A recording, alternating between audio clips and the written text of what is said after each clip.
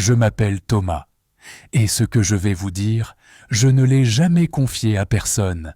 Il a suffi d'un silence, pas un silence qu'on impose. Non, un silence venu d'ailleurs, comme une faille dans le fil du temps. Ce matin-là, je me suis réveillé, plus seul que jamais. Pourtant, rien n'avait changé autour de moi. La cafetière fonctionnait encore, la pendule aussi. Mais moi, j'avais glissé, lentement, hors de moi-même. Et c'est là que j'ai compris qu'une vie entière peut s'écouler sans jamais vraiment commencer. Je m'appelle Thomas, et voici mon histoire.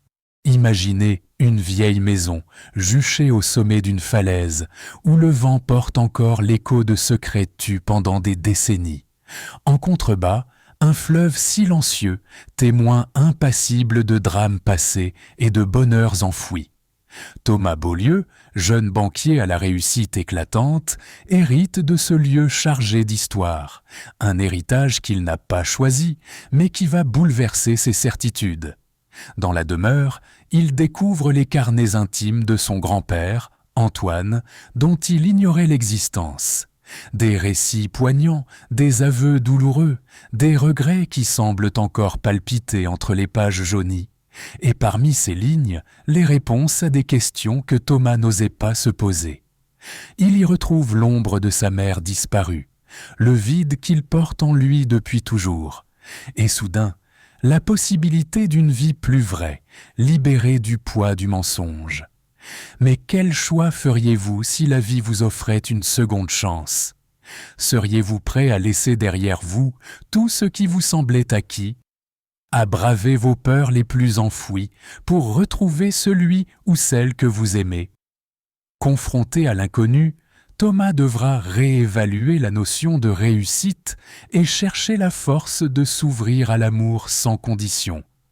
Entre secrets de famille, rendez-vous manqués, confessions imprévues et réflexions sur la fragilité de la vie, ce roman vous entraînera au cœur d'une histoire intensément humaine. Les pages s'emplissent d'espoir et de doute, tandis que plane la question ultime. Est-il vraiment trop tard pour tout recommencer? L'homme que je n'étais pas est un voyage intérieur, une invitation à embrasser pleinement la vie. De la falaise bretonne aux confessions inespérées, suivez Thomas dans sa quête de vérité, de pardon et d'amour. Au fil des rebondissements, vous découvrirez qu'il existe toujours un chemin vers la rédemption, pour peu que l'on ose franchir le pas. Découvrez bientôt L'homme que je n'étais pas sur Amazon ou sur commande sur mon site. Un roman puissant où chaque mot rappelle qu'il n'est jamais trop tard pour devenir celui qu'on aurait dû être et que parfois la plus grande victoire se joue dans le pardon qu'on se donne à soi-même.